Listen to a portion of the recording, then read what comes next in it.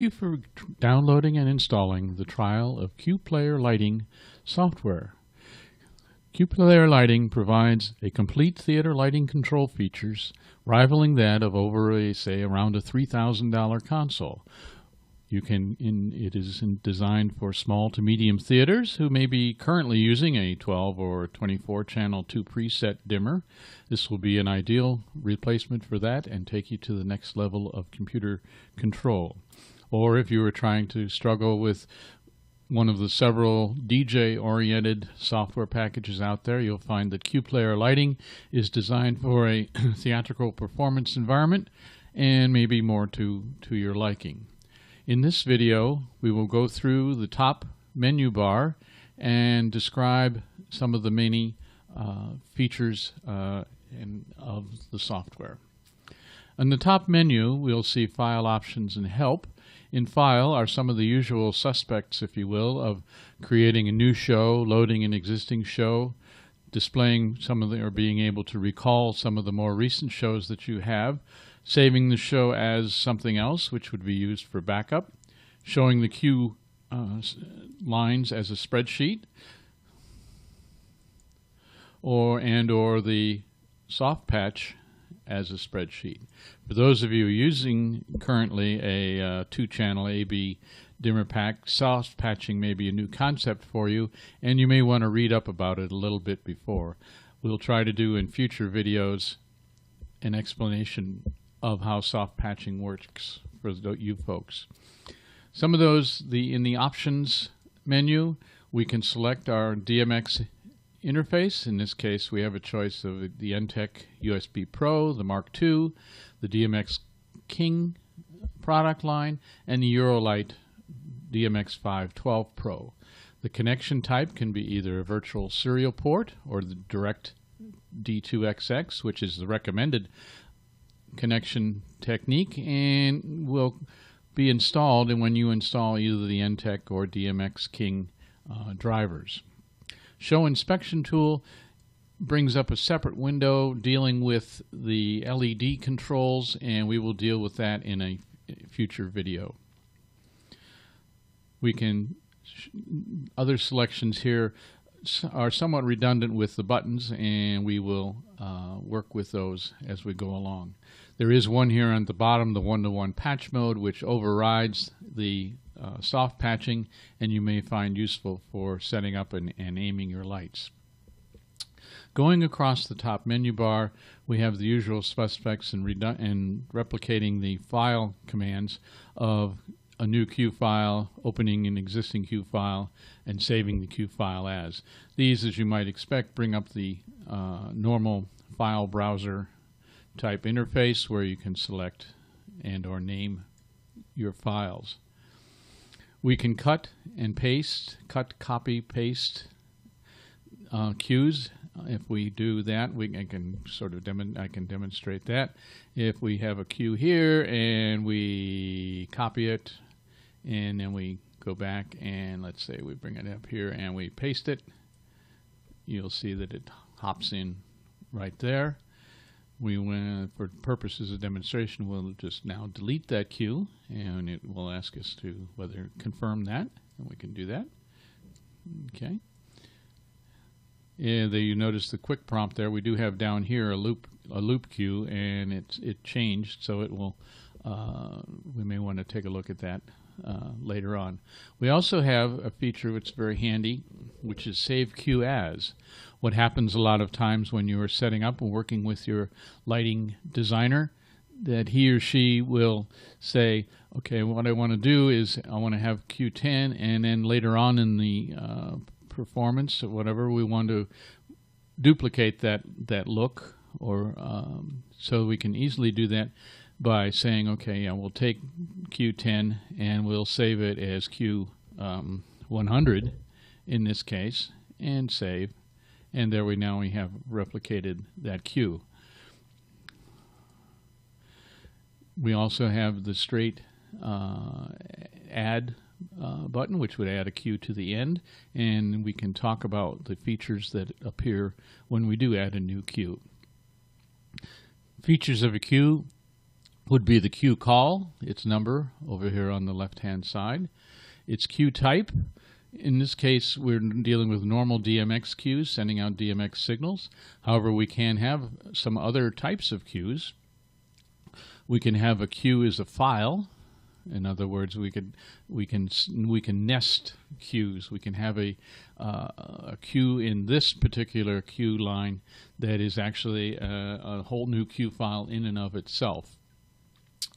Combining the video abilities of QPlayer Premium, the sound software, we can also send a follow spot alert. One of these queues could be send a video alert on our network out to the follow spot operator, and you can set the text of that would be what appears here in the description. We can also send OSC commands. If we select that, then we can say to what address and what command we will be sending out as a OSC command. In normal DMX, we can also, just for aesthetics, we can change the queue color if you want to have a particular color for the queue over here. You may set that. The description of the queue is what will remind you of what the queue is.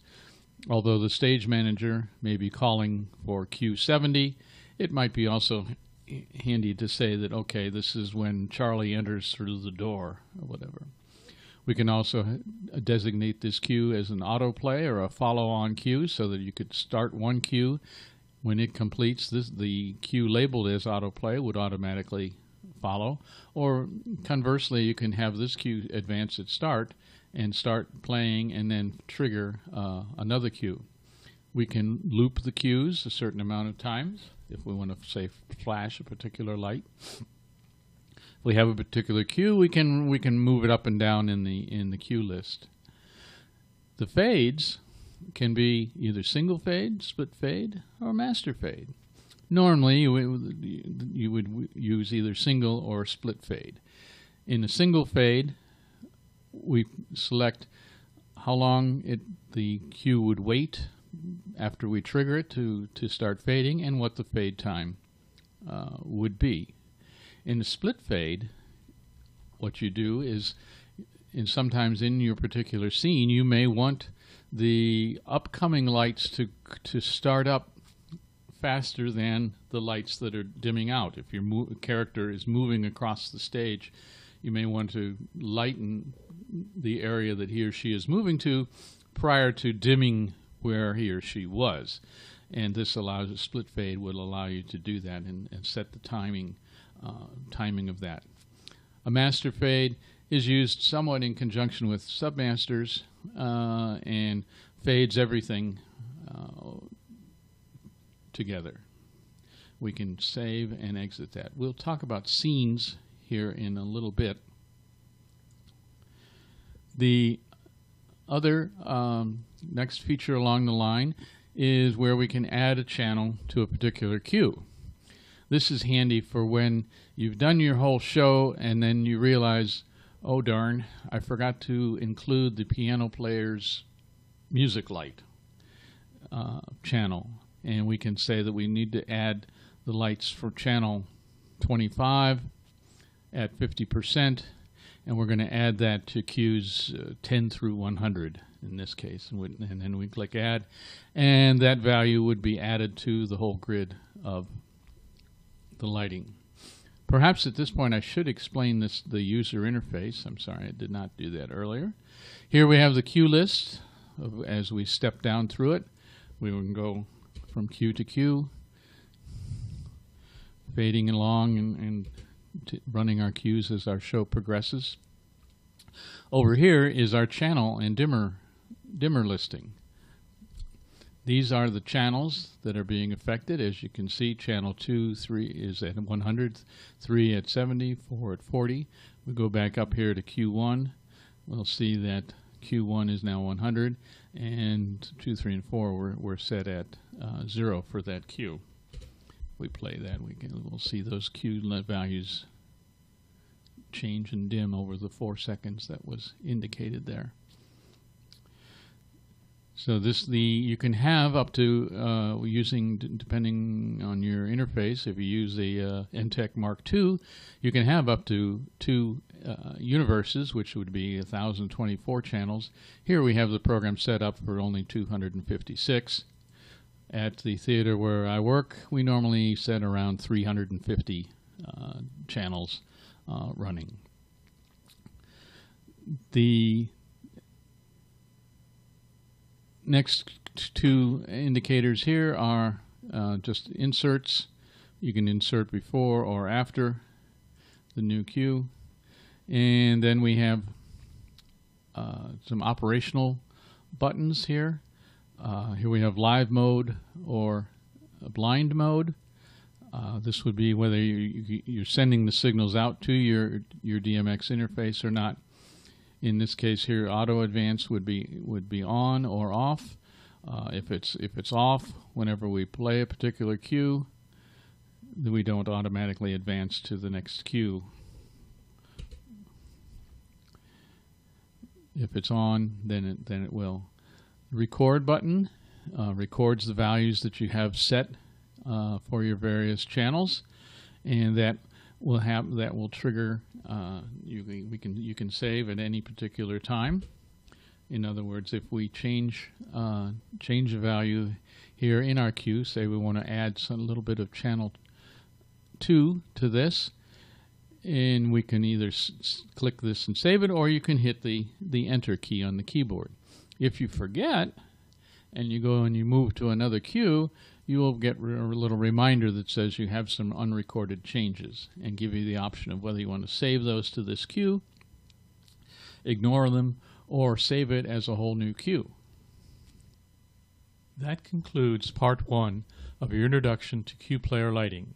In part 2, we will continue on across the top and talk about the blackout, the stop, soft patching, submasters, fixtures, groups, and preferences. Thank you for giving cue player lighting a trial.